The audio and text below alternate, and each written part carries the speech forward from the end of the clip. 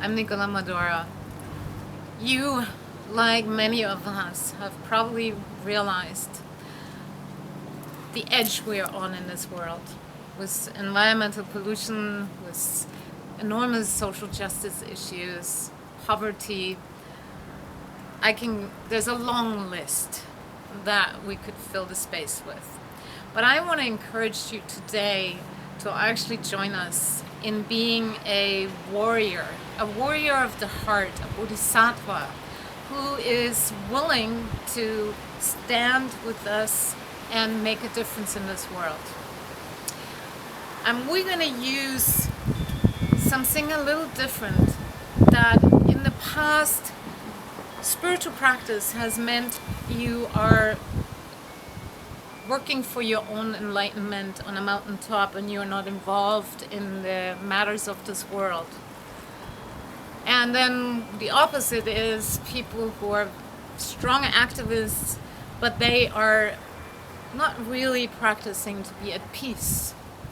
So we want to unite this because we need both at this time, and then I call it sacred activism. How do we do that? How do we stay really connected to the sacred that is within us and all around, and be at peace, and at the same time make waves and powerful action in the world that can change the course of things? At this time, all of us are called to show up. You, like many of us, were born for such a time as this. So we need two very strong, and I call it's maybe not what you call weapons, but we do need something really strong for such a time as this. The one thing we need, this is a dagger, but it should be a sword. This is not to kill others, but it is the sword, the great sword of wisdom. The great sword that can cut through delusion. It's the sword of awareness and the sword of insight, of truth, that can cut through the BS.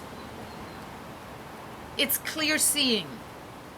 It's the moment where you stop and your mind stops believing all the lies, and you center back into the ancient truth that is at the core of life, where we all interconnected. This is a deep knowing, and at the same time you practice being aware and present in life.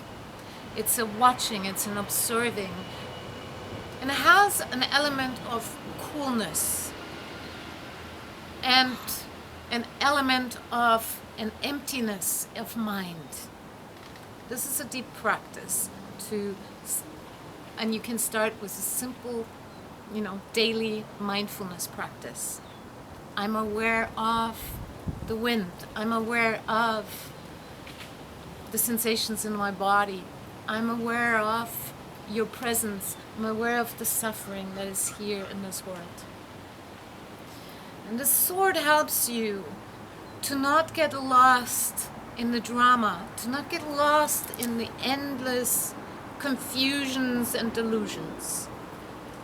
It cuts right to the core, to who you are and what life is really about. So this is one practice, and I call it more the male aspect. The other one is,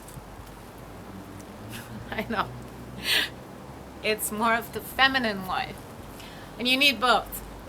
It's the compassion, it's the love, it's the heart, it's the warmth.